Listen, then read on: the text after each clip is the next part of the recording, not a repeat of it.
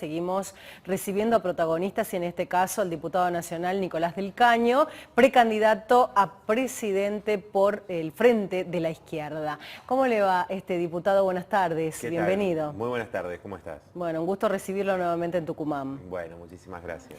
Vino en el marco, por supuesto ya estamos camino a lo que van a ser las elecciones en la provincia, ha repercutido mucho, por supuesto, lo que pasó el 14 de mayo en Tucumán con que no se iban a realizar las elecciones. ¿Cómo lo ve usted a las elecciones para el 11? Bueno, mirá, sí, primero es una repercusión importante la que hubo, donde mostró por un lado este rol de la Corte, ¿no?, de la justicia a nivel nacional, y por otro lado un sistema electoral de la provincia de Tucumán que es bastante tramposo, ¿no?, con todo este tema de los acoples y demás, ¿no? Entonces, de cara al 11, yo creo que el Frente de Izquierda está muy bien posicionado con nuestras candidatas y candidatos, en particular nuestra compañera Alejandra Regues. Sí, sí. Estamos disputando para que ingrese a la legislatura, ¿no? Sería un hecho histórico, ¿no?, que el Frente de Izquierda ingrese a la legislatura este 11 de junio. Así es, desde el 83, o sea, no ha habido ninguna representación de la izquierda socialista, anticapitalista aquí en Tucumán, justamente por este sistema tramposo, fraudulento de los acoples, donde hay... Ustedes están en contra de los acoples, ¿no? Sí, sí, nosotros no solamente estamos en contra, sino que no llevamos ningún acople, ni hacemos todas las trampas que hacen los partidos tradicionales, como el PJ y Cambiemos, ¿no? Porque del lado de Juntos por el Cambio acusan de feudalismo, etcétera, al gobierno del peronismo, cosas ciertas que se dicen, pero del otro lado hay que ver qué es lo que hacen realmente, ¿no? Porque vos, por ejemplo, tenés hoy en Jujuy una reforma constitucional de la UCR, Gerardo Morales, que no solo quiere cercenar el derecho a la protesta, sino terminar con la división de poderes, ¿no? La suma del poder público quiere Gerardo Morales en la provincia de Jujuy. Bueno, eso a las claras te muestra que cuando hablan de división de poderes, republicanismo, criticando a otros, no lo practican donde gobiernan, ¿no? Y bueno, yo creo que es muy importante la voz del Frente de Izquierda y Alejandra, porque en Tucumán se necesita que las mujeres que luchan por sus derechos, que dieron un gran ejemplo también en Tucumán, contra la violencia machista, por el derecho al aborto. Inclusive estamos a 8 años, ¿no? Bueno, ahora se cumplen... 8 o 10. Desde el 2015, ¿no? Sí. El primer Ni Una Menos, son 8 años. 8. Y bueno, una fuerte manifestación también hubo en el día de hoy, y mañana va a ser en todo el país. En todo el país. Los derechos de los trabajadores, que la verdad que es una situación muy crítica. Estuvimos con trabajadores del Citrus cuando visitamos con Miriam Bregman hace poquito tiempo aquí la provincia, nuestra precandidata a presidenta, y bueno, junto a Alejandra estuvimos conversando con ellos y nos contaban, ¿no?, su situación, que es trabajar una cantidad de horas impresionante en condiciones terribles, sin derecho siquiera a tener un lugar donde sentarse para comer, digamos, Sí, tienen que comer tremendo. en el piso, no tienen para ir al baño, o sea, es un escándalo la situación, ¿no? Los trabajadores y los ingenios en estos días conquistaron un aumento muy importante también, porque salieron a la calle, se organizaron, dijeron, bueno, no vamos a permitir que nos sigan pisoteando, el sindicato no hace nada, y le impusieron que el sindicato se mueva, ¿no? La verdad que es un gran logro, porque los sindicatos... Gracias que tienen un sindicato que los defienda también. Bueno, muchos trabajadores no lo tienen, ¿no? Entonces, eso. bueno, también ese es un tema que nosotros venimos insistiendo, ¿no? Por eso te digo, todas esas voces, todas esas luchas, es muy importante que estén representadas, los estudiantes, los jóvenes. Nosotros venimos con una propuesta también desde Justamente le iba a preguntar, ¿cuáles Sí. son las propuestas que usted tiene para ser presidente?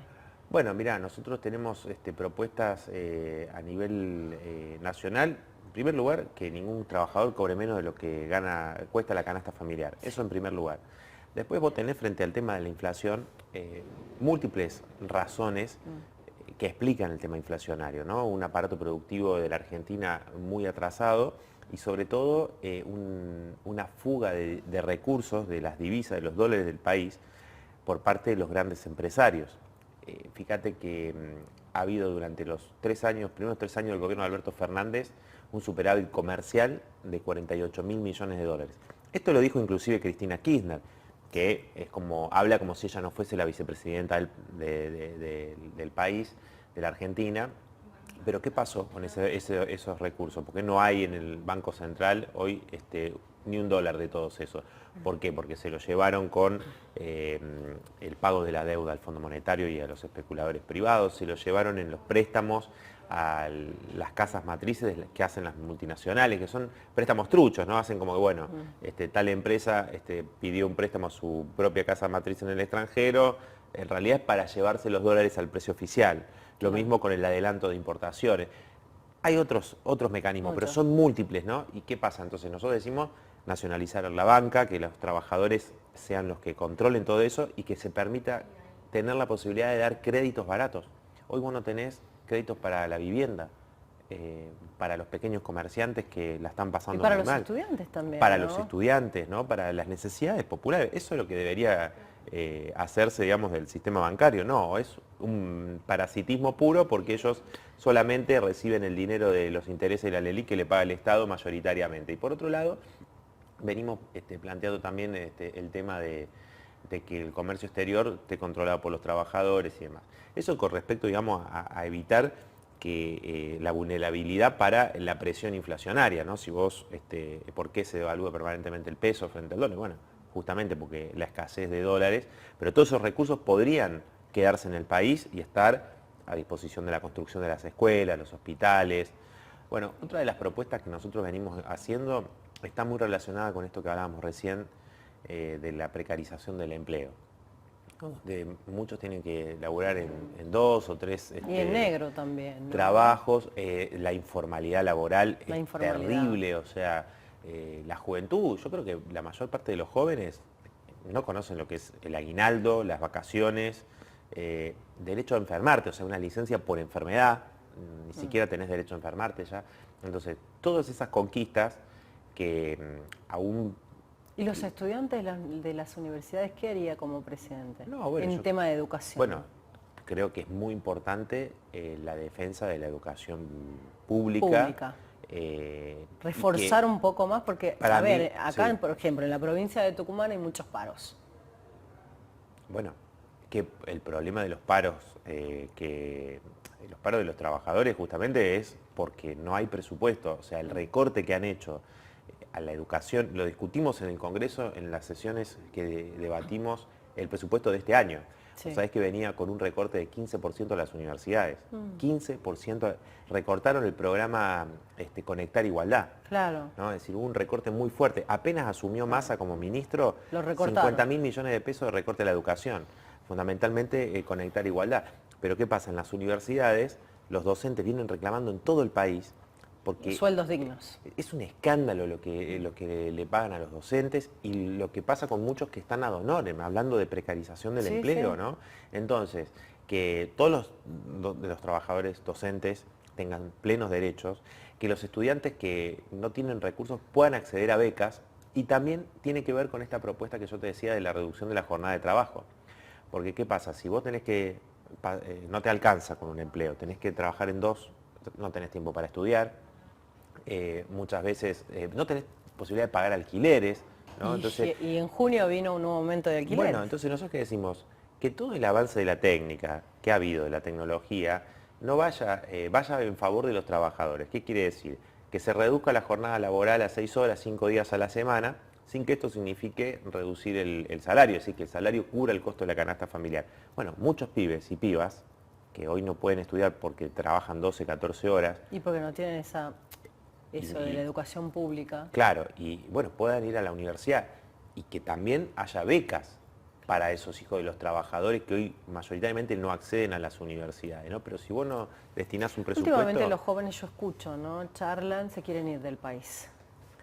Ya, yo pienso que, bueno, puede ser algún sector, Sí.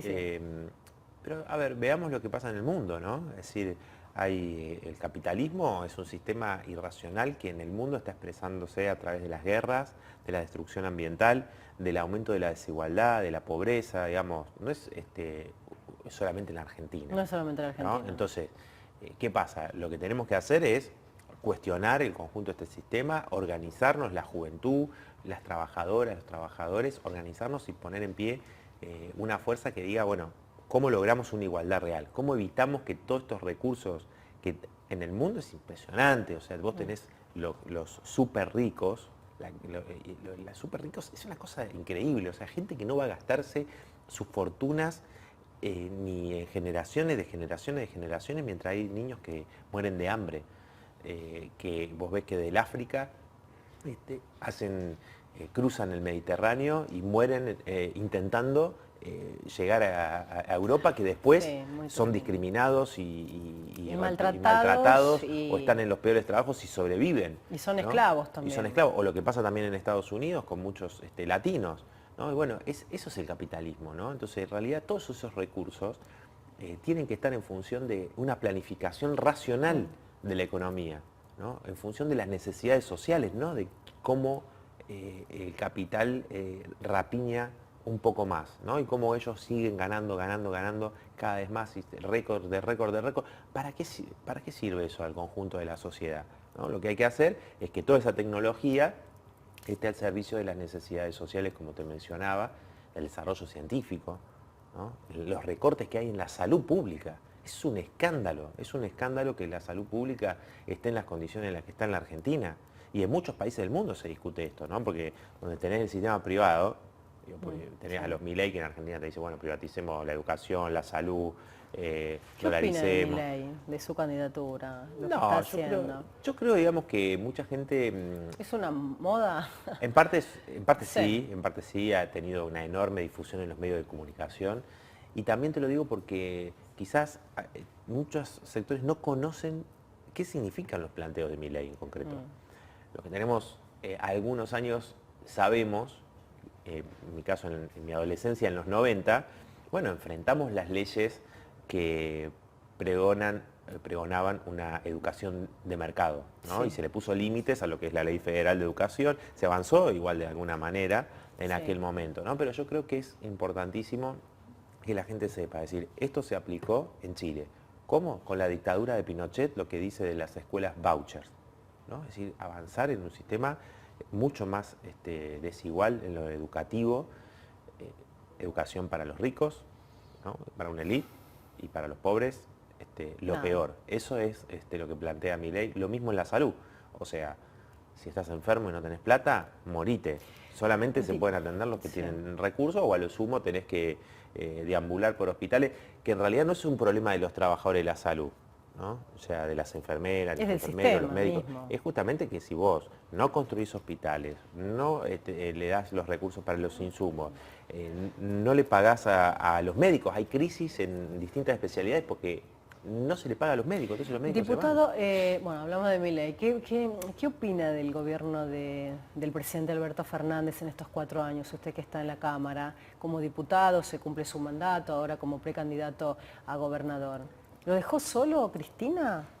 Mira, yo creo que es un gobierno desastroso porque acá todo el frente de todo, ¿no? Desde Alberto Fernández, Cristina Kirchner y el propio Massa, que hoy está comandando el ajuste. El ajuste lo está comandando Massa por órdenes del Fondo Monetario Internacional, es decir, los condicionamientos del FMI. Bueno, Massa está llevando adelante las políticas que permiten cumplir o acercarse a cumplir con todas esas metas. Claro. Bueno, lo está apoyando. Tuvo muchos renunciamientos a lo largo de estos 4 años, varios ministros. Pero el gobierno fracasó en lo que planteó durante la campaña electoral del 2015. Yo fui candidato a presidente en aquel momento y decíamos, si se reconoce esta deuda con el Fondo Monetario Internacional, que es una deuda totalmente ilegítima, que contrajo el gobierno de Macri, que no fue para construir hospitales, escuelas, sino que fue para la fuga de capitales de los amigos de Macri, y el pueblo se hace cargo de eso, va a ser con el hambre del pueblo. Nos decían, no. Nosotros, el peronismo va a garantizar pagar la deuda y al mismo tiempo que le demos aumento de salario a los trabajadores.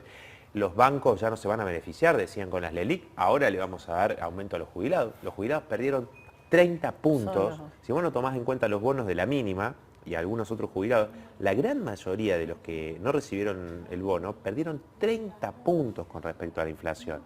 O sea, no cumplieron ninguna de las promesas, de los planteos que hicieron, que era dejar atrás el ajuste macrista, sino que agravaron los problemas de los ingresos de los trabajadores y los jubilados, el problema habitacional, todos los problemas que ya se venían dando. obviamente, existió la pandemia, está la sequía, todo, Claro, pero ahora, nos tocaron años difíciles. pero el gobierno lo toma como una excusa para justificar que no llevó adelante las promesas que era beneficiar a los de abajo, primero los últimos, dijo Alberto Fernández, y terminó beneficiando a los mismos de siempre. Hubo una transferencia de ingresos desde los asalariados a los grandes grupos empresarios de 41 mil millones de dólares bajo el gobierno de Alberto Fernández en los primeros 2 años. O sea, digo, ahí te das cuenta, y lo denuncian los propios sectores del gobierno, dicen, se beneficiaron los 4 mismos... ¿Hay candidato? Todavía no hay. En el run en diputados, ¿qué se escucha? ¿Quién podría ser el elegido para reemplazar a Alberto? No, bueno, el Frente de Todos tiene su propia interna, digamos, están dando vueltas con esto de las candidaturas justamente porque porque han perdido mucho apoyo. Digo, nosotros lo vimos en el 2021 ya, ¿no? Es decir, cuando la estafa electoral del Frente de Todos se ve en concreto, bueno, es difícil porque, claro, te ponen a Milei diciendo que si no tenés plata, vende un riñón. Bueno, frente a eso, cualquiera, digamos, o que los derechos de las mujeres, hay que eliminar los derechos de las mujeres, o que no hay que dar educación sexual en las escuelas, o sea, algo totalmente retrógrado. Bueno, ahí vos te das cuenta de esta situación donde en realidad están buscando el mal menor, porque no pueden justificar, explicarle a millones, a los que defraudaron con su gobierno, que no cumplieron ninguna de las promesas que llevaron adelante. El 2021 se vio porque la izquierda hizo una elección enorme en Jujuy, ahora nuevamente a gobernador. Bueno, la tercera fuerza. Exactamente, en esa 1.200.000 votos en todo el país. Entonces, hoy frente a esta situación donde vos tenés candidatos que te dicen de distinta manera que los que tienen que seguir perdiendo son los laburantes, las mujeres, los trabajadores. La única fuerza que dice no, hay que enfrentarlos y hay otra salida favorable a las grandes mayorías es el Frente de Izquierda, por eso decimos el único voto útil, ¿no? Claro. Diputado, bueno, vino a acompañar a la candidata legisladora Alejandra Reyes. ¿Qué le pide a los tucumanos ya para ir cerrando la entrevista, para este 11 de junio? Bueno, que acompañen a nuestra lista, al Frente de Izquierda y de los Trabajadores Unidad, acá en esta elección del día 11 en la provincia de Tucumán. Particularmente tenemos el desafío de ingresar a la legislatura con Alejandra Arregues como candidata, joven trabajadora, un referente de la lucha también de las mujeres, que ha estado en cada una de las peleas que da el pueblo trabajador de Tucumán y que también le canta a las 40 a los poderosos en la cara, como lo hizo con Mansur en los debates y con los distintos políticos tradicionales que siempre gobernaron para los mismos, para los grandes grupos empresarios, los terratenientes aquí de la provincia, hundiendo en la pobreza a las grandes mayorías del pueblo. Así que bueno, que nos acompañen para que esas voces y esa fuerza de las mujeres, los trabajadores y la juventud se exprese en la legislatura de Tucumán. Muchísimas gracias, diputado. No, gracias a ustedes.